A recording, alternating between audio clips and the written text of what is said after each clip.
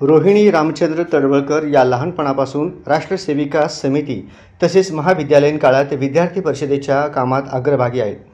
महाविद्यालयीन आणि शैक्षणिक आंदोलनामध्ये मोठा सहभाग होता. 1992ला सोलापूर महापालिकेला शुक्रवार पेठ परिसरातून भारतीय जनता पार्टीच्या नगरसेविका म्हणून निवडून आल्या.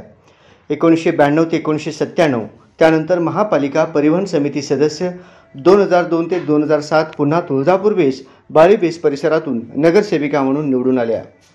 2012 ते 2017 नगरसेविका आणि विरोधी पक्ष नेता, भारतीय जनता पार्टी महिला आघाडी शहर अध्यक्ष म्हणून देखील काम केलेले आहे.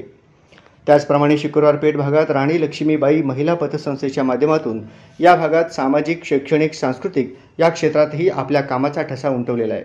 याशिवाय पुण्यश्लोक अहिल्यादेवी होळकर विद्यापीठ सोलापूर राज्यपाल नियुक्त सिनेट सदस्य म्हणून कार्यरत आहेत. महाराष्ट्र स्तरावर अपंग कार्यक्षेत्रात त्यांच्या कामाची नोंद आहे. रोटरी मूकबधीर विद्यालय सोलापूर येथून प्राचार्य म्हणून निवृत्त झालेले आहेत.